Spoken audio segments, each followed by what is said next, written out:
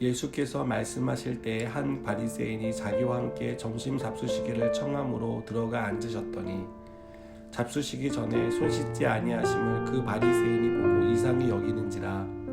주께서 이르시되 너희 바리새인은 지금 장과 대접의 겉은 깨끗이 하나 너희 속에는 탐욕과 악독이 가득하도다. 어리석은 자들아, 겉을 만드시니가 속도 만들지 아니하셨느냐. 그러나 그 안에 있는 것으로 구제하라. 그리하면 모든 것이 너희에게 깨끗하리라. 화있을진저 너희 바리새인이여, 너희가 박하와 우양과 모든 채소의 11조는 들이되 공의와 하나님께 대한 사랑은 버리는도다. 그러나 이것도 행하고 저것도 버리지 말아야 할지니라. 화있을진저 너희 바리새인이여, 너희가 회당의 높은 자리와 시장에서 문안받는 것을 기뻐하는도다. 화있을진저 너희여, 너희는 평토장한 무덤 같아서 그 위를 밟는 사람이 알지 못하느니라. 한 율법교사가 예수께 대답하여 이르되 선생님, 이렇게 말씀하시니 우리까지 모욕하심이니이다. 이르시되 화있을진저 또 너희 율법교사여, 지기 어려운 짐을 사람에게 지우고 너희는 한 손가락도 이 짐에 대지 않는도다. 화있을진저 너희는 선지자들의 무덤을 만드는도다. 그들을 죽인 자도 너희 조상들이로다. 이와 같이 그들은 죽이고 너희는 무덤을 만드니 너희가 너희 조상의 행한 일에 증인이 되어 옳게 여기는도다.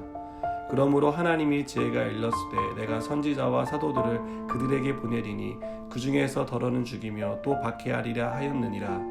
창세 이후로 흘린 모든 선지자의 피를 이 세대가 담당하되 곧 아벨의 피로부터 제단과 성전 사이에서 죽임을 당한 사가랴의 피까지 하리라. 내가 너희에게 이르노니 과연 이 세대가 담당하리라. 화있을진저 너희 율법교사여, 너희가 지식의 열쇠를 가져가서 너희도 들어가지 않고 또 들어가고자 하는 자도 막았느니라 하시니라. 거기서 나오실 때 서기관과 바리새인들이 거세게 달려들어 여러 가지 일을 따져 묻고 그 입에서 나오는 말을 착잡고자 하여 노리고 있더라. 아멘. 중고등학생 때 성탄절이 되면 새벽송을 돌고 친구들과 밤늦게 놀면서 선물 교환식을 했습니다. 해마다 선물을 교환하다 보니 언제부터인가 조금 특별한 선물을 하고 싶다라는 생각이 있었습니다. 제 친구도 같은 생각이었던 것 같습니다. 그래서 커다란 라면 박스를 구해서 그 안에 작은 선물을 넣고 그 라면 박스를 예쁘게 포장해 왔습니다. 비주얼을 봤을 때는 그 안에 엄청난 선물이 들어있는 것처럼 보였습니다. 그래서 그의 선물 교환식은 어느 때보다도 더 활기가 띠는 해였습니다. 그러나 막상 그 선물을 받은 친구가 선물을 개봉하고 그 안에 들어있는 선물의 실체를 확인하고 나서는 굉장히 허탈해했습니다. 우리는 이런 경우를 가리켜서 빛 좋은 게살구라고 말합니다. 겉만 그럴듯하고 속은 실속이 없기 때문입니다. 저는 신앙에 있어서도 우리의 신앙이 빛 좋은 게살구에 머물 수 있다는 사실을 경계했으면 좋겠습니다. 우리의 겉은 신앙의 경력, 또 직분, 그리고 교회 안에서 차지하는 지위 등으로 얼마든지 그럴듯하게 보일 수 있습니다. 또 교회 안에서 교육과 훈련을 받고 리더가 되면 다른 사람들이 볼 때 우리는 믿음이 굉장히 좋은 사람인 것처럼 보여집니다. 그러나 우리는 이런 부분들을 경계해야 합니다. 그럴듯하게 보이는 신앙의 모습이 우리의 진짜 모습인지 아닌지를 고민해 봐야 한다는 것입니다. 그리고 우리가 정말 신경을 써야 할 부분은 겉으로 보여지는 모습이 아니라 우리의 속사람, 우리의 영적인 삶이 어떠한지를 부단히 들여다보아야 합니다. 오늘 본문에는 겉과 속이 다른 사람들이 나옵니다. 예수님은 이들을 향해 책망을 하셨습니다. 첫 번째는 바리새인인데요. 바리새인들은 대대로 내려오는 장로들의 유정과 전통을 지키며 살았습니다. 그들은 정결한 삶을 살기 위해서 정결법을 만들어서 그 정결법을 지키며 부정한 것으로부터 자신들을 지켰습니다. 그래서 식사하기 전에 반드시 손을 씻어야만 했습니다. 만일 씻지 않고 그 손으로 음식을 먹으면 자신이 부정하게 된다고 그들은 믿었습니다. 이런 면에서 바리새인들의 신앙생활은요, 완전 무결한 신앙생활이라고 해도 과언이 아닙니다. 이들은 철두철미하게 율법을 지켰고 유전과 가르침도 빠짐없이 지키고자 노력했습니다.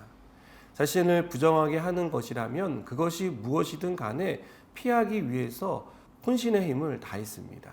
이런 바리새인의 모습이 다른 사람들이 볼 때는 거룩해 보였습니다. 대단해 보였습니다.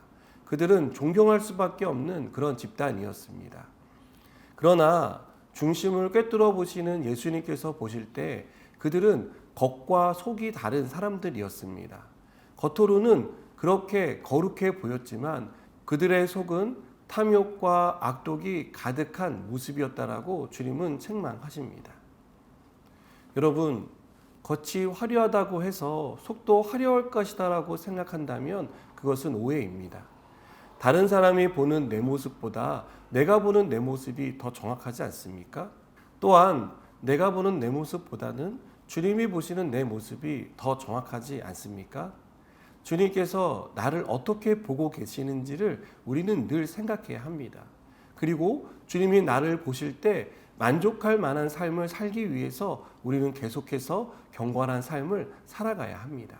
여러분, 우리는 얼마든지 경건하게 보일 수 있습니다. 그러나 성경은 경건을 모양이 아니라 능력이라고 말씀합니다. 경건의 모양이 있는 사람이 경건한 사람이 아니라 경건의 능력을 나타내는 사람이 진짜 경건한 사람이라는 뜻입니다. 이런 점에서 율법 교사도 같은 책망을 받았습니다. 이들은 율법을 목숨처럼 지키는 사람들입니다. 율법을 세분화했고 그 율법을 지키지 않는 사람을 율법으로 판단하고 정죄했습니다. 그래서 예수님은 이들이 지기 어려운 짐을 사람들에게 지었다라고 책망하셨습니다. 그리고 이보다 더 큰 문제는 이들이 이 짐으로 힘겨워하는 사람들을 외면하고 돕지 않았다는 사실입니다. 여러분, 율법의 핵심은요, 그것으로 다른 사람을 판단하고 정죄하라고 주신 것이 아닙니다. 율법은 하나님 사랑과 이웃 사랑이 핵심입니다. 율법은 우리를 올가매기 위해 주신 것이 아니라 하나님을 사랑하기 위해 우리가 지켜야 할 것이 무엇인지를 가르쳐 주기 위해서 주신 것입니다. 이웃을 사랑하라는 명령을 따르기 위해서 이웃을 어떻게 사랑해야 하는지, 그 사랑하기 위해서 우리가 이웃에게 해야 할 것과 하지 말아야 할 것이 무엇인지를 가르쳐 주기 위해서 주신 것임을 우리는 잊지 말아야 합니다. 그래서 율법은 정죄의 도구가 아니라 은혜의 도구입니다. 율법은 사랑을 완성하기 위해서 주신 하나님의 선물입니다. 그런데도 율법 교사들은 이 율법을 판단과 정죄의 도구로만 사용했습니다. 여러분, 바리새인과 율법 교사들의 겉은 화려했습니다. 그럴듯해 보였습니다. 그러나 그들의 속은 겉과는 전혀 다른 그러한 악으로 가득 차 있었습니다. 저는 우리가 겉과 속이 똑같은 사람이 되었으면 좋겠습니다. 우리 주님께서 겉과 속이 동일한 삶을 사셨던 것처럼 우리도 겉과 속이 동일한 그런 삶을 살아가기를 원합니다. 주님은 불쌍히 여기는 사람에게 다가가서 그의 친구가 되어주셨고 그의 병을 고쳐주셨고 그의 죄를 용서해 주셨습니다. 주님은 행동과 마음이 늘 같은 분이었습니다. 사랑하는 여러분, 이런 주님을 함께 닮아갑시다. 주님과 같이 우리도 겉과 속이 같은 그런 믿음의 사람들이 되기를 주님의 이름으로 축복합니다. 기도하시겠습니다. 하나님, 우리의 겉과 속이 늘 동일하기 원합니다. 하나님이 우리의 중심을 보셨을 때 우리의 중심이 하나님을 향하게 하시고 늘 경건의 능력을 경험하는 그런 삶이 우리 가운데 일어날 수 있도록 축복하여 주시옵소서. 예수님의 이름으로 기도드립니다. 아멘.